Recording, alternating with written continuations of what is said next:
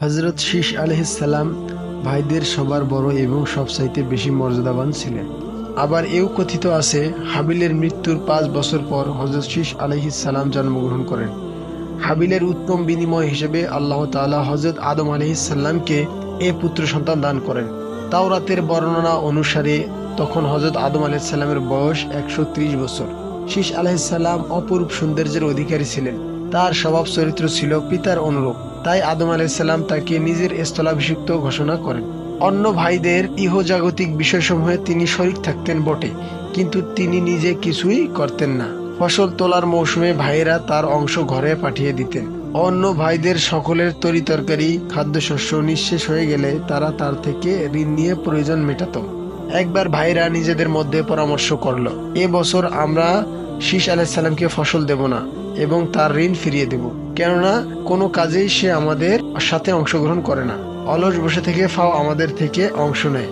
এ বছরে আল্লাহ তাআলা হযরত শীস আলাইহিস সালামকে পয়গম্বরী এবং কিতাব দান করেন, যাতে তিনি স্বজাতিকে শরীয়ত শেখাতে আর দ্বীন ও ঈমানের পথ দেখাতে পারেন। এরপর সব ভাই তার প্রতি সন্তুষ্ট ও অনুগত হয়, তার উপর ঈমান স্থাপন করে এবং উৎপন্ন ফসলাদির 1/10 তাকে প্রদান করতে থাকে। এ দ্বারাই তিনি পরিবার পরিজন ও সন্তানাদির ভরণ পোষণ করতেন। হযরত শীস আলাইহিস সালাম অধিকাংশ সময় আদম আলাইহিস সালাম হতে জান্নাতের বিভিন্ন বস্তুর অবস্থা সম্পর্কে জানতেন এবং অবতীর্ণ ওহীর মর্মার্থ জিজ্ঞাসা করতেন। কিছুদিন পর তার এক পুত্র সন্তান জন্ম নেয়, যার নাম রাখা হয় আনুস। তিনি প্রাপ্তবয়স্ক হলে হযরত শীস আলাইহিস সালাম অস্থায়ী জগৎ হতে বিদায় নেন। শীস পুত্র আনুসও দীর্ঘকাল পর্যন্ত পিতার দিনের উপর বিদ্যমান থেকে মৃত্যুবরণ করেন।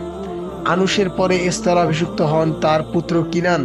তিনিও পিতা আনুস ও পিতামহ শীসের দিনের উপর দৃঢ় পথ থেকে মানুষকে আল্লাহর দিনের প্রতি আহ্বান জানাতে থাকেন এবং সত্য সঠিক পথ প্রদর্শন করে মৃত্যুবরণ করেন। কিনানের পরে মাহালাইল নামক তার এক পুত্র সন্তান স্থলাভিষিক্ত নিযুক্ত হন। মাহালাইল এত সুন্দর সুপুরুষ ছিলেন যে সমগ্র জগতে তার মতো সুন্দর সুদর্শন সুপুরুষ আর কেউ ছিল না। দূর দূরান্তর থেকে লোকজন তাকে দেখার জন্য হাদিয়া উপঢৌকন নিয়ে আসতো। অবশেষে তার বংশধরদের এত সম্মান মর্যাদা ও প্রভাব প্রতিপত্তি জনসমাজে প্রতিষ্ঠিত হয় যে তাদের সমকক্ষ অন্য কেউ ছিল না। তার অনেক সন্তান জন্ম নেয়। অবশেষে তিনিও সত্য ও পবিত্র দিনের উপর বিদ্যমান থেকে ইহজগৎ হতে বিদায় গ্রহণ করেন।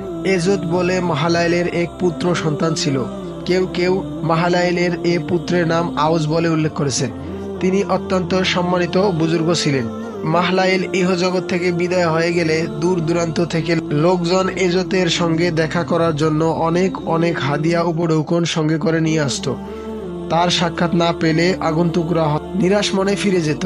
একদা অভিশপ্ত ইবলিস অপরিচিত লোকের আকৃতি ধারণ করে মাহলাইলের সন্তানাদির নিকট এসে বলল, মাহলাইলের সাক্ষাতে আগত লোকজন তোমাদের উপর অসন্তুষ্ট, কেননা দূর দারাজ থেকে লোকজন তোমাদের পিতার সাক্ষাতে এসে সাক্ষাৎ বঞ্চিত হয়ে দুঃখভরা মন নিয়ে ফিরে যায়। মাহালাইলের সন্তানরা মানবরূপী ইবলিসকে জিজ্ঞাসা করলো, তাহলে কি করা যায়? ইবলিস বলল, তোমরা তোমাদের পিতার হুবহু একটি মূর্তি বানাও, তাহলে তার সাক্ষাতে আগত লোকজন সে মূর্তির সঙ্গে সাক্ষাৎ করে এবং সেটির পূজা করে আকাঙ্ক্ষা পূরণ করবে। সাক্ষাৎ হতে বঞ্চিত হবার বেদনা আর তাদের থাকবে না। এতে তোমাদেরও মান সম্মান বাড়বে। তা না করলে তোমরা সমগ্র জগতের লোকজনের নিকট হীন নিজ বলে সাব্যস্ত হবে। ইবলিসের এসব মনোলোভা মন ভোলানো কথাবার্তায় অবশেষে মাহালাইলের সন্তানদের সবাই তার মূর্তি নির্মাণে সম্মতি প্রকাশ করে। মাহালাইলের কথিত মূর্তিও নির্মিত হয়। অভিশপ্ত ইবলিস সেটির উপর বোরকা ছড়িয়ে দেয়। তৎকালীন দুনিয়ার চতুর্দিক থেকে লোকজন এসে মাহলাইলের প্রাণহীন মূর্তি দেখে চলে যেত।